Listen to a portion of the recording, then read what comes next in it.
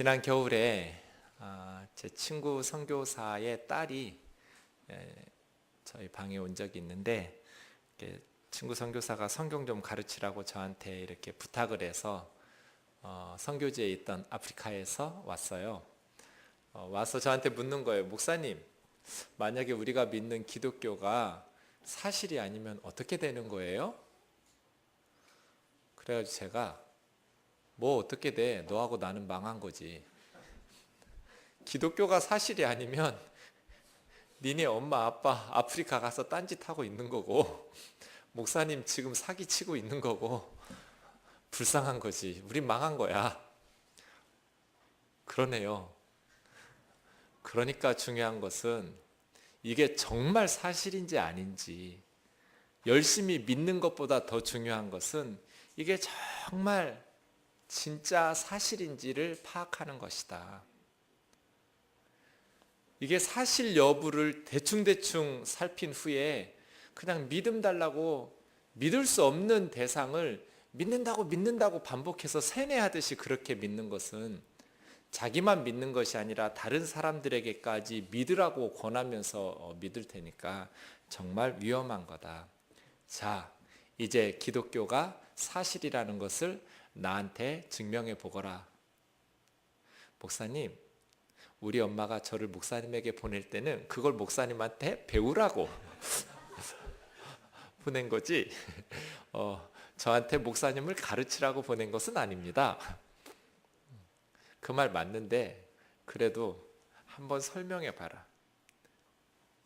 어떤 때는 정말 성경이 진짜 같기도 하고요, 어떤 때는 제가 정말 쓸데없는 짓 하는 것처럼 느껴질 때도 있어요. 어떤 때는 정말 하나님이 살아계신 것 같기도 하고요, 어떤 때는 하나님이 안 계신 것처럼 느껴질 때도 있어요. 한쪽으로 기울지는 않아요. 왜 어떤 때는 하나님이 진짜인 것 같고 어떤 때는 하나님이 안 계시고 내가 믿는 기독교 신앙이 잘못된 것처럼 여겨질까요? 그 아이하고 매주 만나서 성경을 이렇게 배우면서 우리가 믿지만 믿는 순간에도 어느 순간에는 하나님이 정말 살아계신가? 그렇게 흔들릴 때가 있죠. 이 시간 하나님께서 다시 한번 저와 여러분에게 은혜를 베푸셔서 우리가 믿고 있는 바 이 기독교의 진리가 거짓이라면 거짓된 것을 파악하고 얼른 손 털고, 아직도 늦지 않았으니까 포기하는 게 지혜로운 거고요. 만약에 이 진리가 사실이라면 정말 우리가 이 진리 안에서 확고한 믿음의 털을 쌓고 그렇게 세상 가운데에서 믿는 것도 아니고 안 믿는 것도 아니고 어정쩡하게 살지 말고 분명하게 믿는 그리스도인으로서 확신과 확실한 신앙을 가지고 살아갈 수 있게 되기를 원합니다. 저한테 묻어요. 목사님은 그럼 어떻게 기독교가 확실한 사실이라는 것을 믿습니까? 좋은 질문이죠. 저는 5가지로 대답합니다. 첫째, 제자들의 변화입니다. 제자들의 변화. 우리가 알 수 있는 것은 예수님을 본 것도 아니고 예수님의 기적이 일어나는 현장을 경험한 것도 아닙니다. 우리가 알 수 있는 것은 제자들이 남겨놓은 글밖에는 없습니다. 그것을 잘 살핌으로써 우리는 이것이 진짜인지 가짜인지를 분별해내야 됩니다. 제자들이 부활 사건 이후로 변화됐습니다. 예수님을 팔아먹고 자살했던 가룟 유다를 제외하고 11명의 제자가 다 순교의 반열에 이르면서 자신들의 생명을 예수님이 부활하셨다라는 말씀을 전하기 위해서 바쳤습니다. 이 제자들의 변화를 어떻게 설명할 수 있을까요? 본인들은 우리는 부활하신 주님을 만났다. 주님의 십자가는 그분은 죄와 흠이 없었던 분이었다. 그 입에는 거짓이 없었다. 우리가 3년 동안 따라다녔지만 예수님에게서는 죄를 발견할 수가 없었다. 회전하는 그림자도 없었다. 예수님에게는 죄의 모양도 없었다. 예수님은 퍼펙트한 분이셨다. 그러한 삶을 사셨다. 우리는 그분이 우리 이스라엘을 로마로부터 구원해 주실 줄로 기대했다. 그래서 언제쯤일까를 늘 주님에게 물었다. 이스라엘 나라를 회복할 때가 지금입니까? 지금입니까? 그런데 주님께서는 로마로부터의 해방이나 또 지긋지긋한 가난으로부터의 해방이 아니라 내가 이 세상의 구주인데, 구원자인데, 내가 이 세상을 구원하러 온 이유는 세상 사람들의 죄를 대신하여 한 마리 어린 양처럼 십자가에서 죽는 것이다. 정치적 해방, 경제적 풍요가 아니라 내가 하나님의 저주와 심판을 너희를 대신하여 감당하는 그러한 십자가의 사건으로서 구원하는 세상의 메시아다. 그러나 사흘 만에 내가 다시 살아날 것이다. 제자들이 그것을 이해하지를 못했습니다. 세상을 구원하실 분이 어떻게 죽을 수가 있습니까? 죽는다고 생각도 안 했기 때문에 다시 부활하신다라는 말씀을 여러 차례 하셨지만 귓등으로도 안 들었어요. 그래서 최후의 만찬 석상에서까지 제자들은 자리 싸움했어요. 누가 더 크냐? 누가 높은 자리를 차지할 것이냐? 이제 예루살렘에 당도했으니 예수님은 메시아의 왕국을 건설하실 것이다. 메시아의 왕국이 시작되면 누가 높은 자리를 차지할 것이냐? 열둘이 싸웠어요. 십자가 전날 저녁 식사 자리까지. 제자들은 주님이 정말로 죽으실 줄 몰랐어요. 주님이 죽으신다고 생각하지를 않았으니 다시 살아날 것이라는 생각도 없었어요. 그런 성경 구절이 구약 성경에 있는 줄도 몰랐어요. 로마로부터의 해방만 꿈꾸었어요. 그런데 예수님이 정말 십자가에 무기력하게 돌아가시고 제자들은 뿔뿔이 흩어졌어요. 그런 제자들이 불과 며칠 만에 변화됐어요. 그런데 그들의 변화를 본인들의 입으로 우리는 부활하신 주님을 만났다 그랬어요. 우리가 이들의 말을 거짓이라고 할 경우에 뭔가 환상을 보았는가 생각할 수 있어요. 하지만 제자들은 말했어요. 우리만 본 것이 아니다. 우리와 함께 주님을 따라던 엠마오로 가던 두 사람이 우리보다 먼저, 우리는 부활하신 날 저녁에 처음으로 예수님을 만났고 부활하신 날 낮에 엠마오로 가는 두 제자가 주님을 만나서 고향으로 가다가 다시 예루살렘에 돌아왔다. 그 엠마오로 가는 두 제자보다 먼저 몇몇 여인들이 무덤가에서 막달라 마리아를 비롯해서 부활하신 주님을 만났다. 그리고 고린도전서 15장에 보면 500여 형제들이 일시에 만났다. 그 사람들 중에 지금은 태반이나 살아있고 어떤 일은 죽었다. 제자들의 변화를 본인들의 말이 틀렸다고 하면서 부인할 수가 없습니다. 어떤 집단적인 환상에 빠졌을까요? 자신들이 애매모호하게 경험한 것을 위해서 목숨을 바치는 사람들이 세상에 몇 명이나 될까요? 유대 종교 지도자들은 예수님을 죽인 후에 알턴니를 뽑아버린 것처럼 예루살렘의 6월절이면 대목인데 가장 돈을 많이 벌 수 있는 날 예수라는 촌뜨기가 성전에 침입하더니 완전히 상을 뒤집어 엎고 짐승들을 내쫓으면서 만민이 기도해야 될 하나님의 집을 강도의 소굴로 만들었다고 책망할 때 유대 종교 지도자들은 이 사람들을 제거시켜야 된다고, 예수를 제거시키고 이제 이 사람들은 발 뻗고 자고 있었는데 얼마 지나지 않아서 예수의 제자들이 다시 그를 부활하셨다고 선포하기 시작하니 이제 유대 종교 지도자들은 얼마나 답답하겠어요. 그래서 감옥에 가두었어요. 요한복음의 저자 요한의 형제 야고보부터 칼로 목을 쳤어요. 감옥에 가두고 죽여도 제자들이 주님이 다시 살아나셨다라는 것을 부인하지를 않는 거예요. 포기하지를 않아요. 본래 평범한 사람들로 알아서 이 사내들인 공회에서는 뒤를 캐기 위해서 물었어요. 베드로, 요한 붙잡아 놓고 너희 백이 누구냐? 너희 뒤에서 조종하고 있는 실세가 누구냐?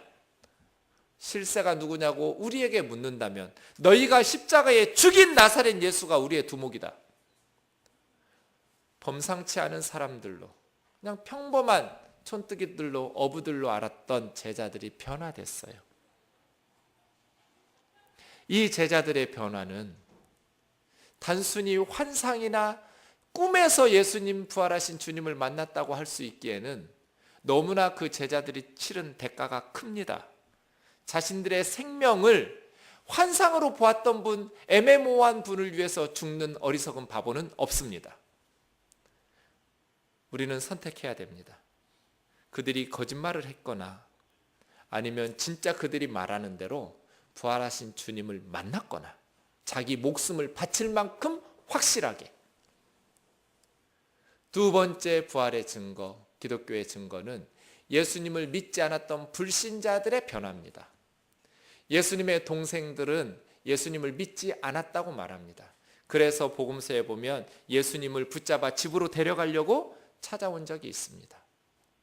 그런데 예수님 돌아가신 후에 한 50여 년 후에, 크리스찬도 아닙니다, 요세푸스라는 이스라엘의 역사가의 기록에 의하면 예수님의 동생 야고보는 예수 그리스도의 복음을 전하다가 돌에 맞아서 순교당했다.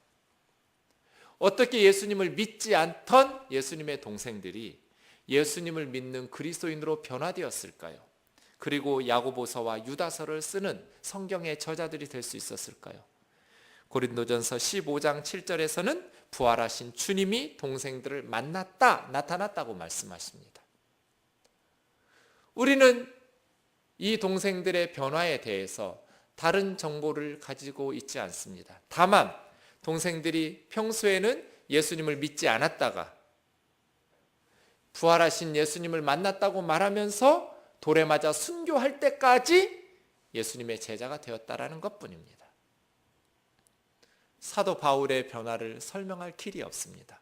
사도 바울은 예수 믿는 사람들을 핍박했던, 이 사람들이야말로 이스라엘의 암적 존재, 이단이다, 이들이 퍼져나가면 이스라엘은 우상 숭배의 잘못된 비성경적인 논리에 빠져버린다, 그들을 잡아서 가두고 박해했던 박해자 바울이 오히려 바뀌어서 복음을 전하는 선교사가 됐습니다. 이 불신자 바울의 변화를 무엇으로 설명할 수 있습니까? 바울의 자신의 입으로 말하기는 다메섹으로 가다가 그때 예루살렘 성전에서 그 체포영장을 가지고 유대 종교 지도자들에게 받아서 다메섹으로 가서 예수 믿는 사람들 잡아가도록 하는 중에 낮 12시쯤에 정오에 밝은 빛이 비추더니 하늘에서 소리가 들리더라. 나중에 내가 확인해 보니 나와 함께 갔던 병사들은 빛은 보았는데 소리는 못 들었다 하더라. 그러나 나는 분명히 소리를 들었다. 사울아 사울아, 네가 왜 나를 박해하느냐? 주여 누구십니까? 나는 네가 박해하는 나사렛 예수다.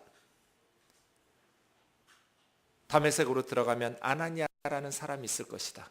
직가라는 거리에 가서 아나니아에게 내 사명을 들어라.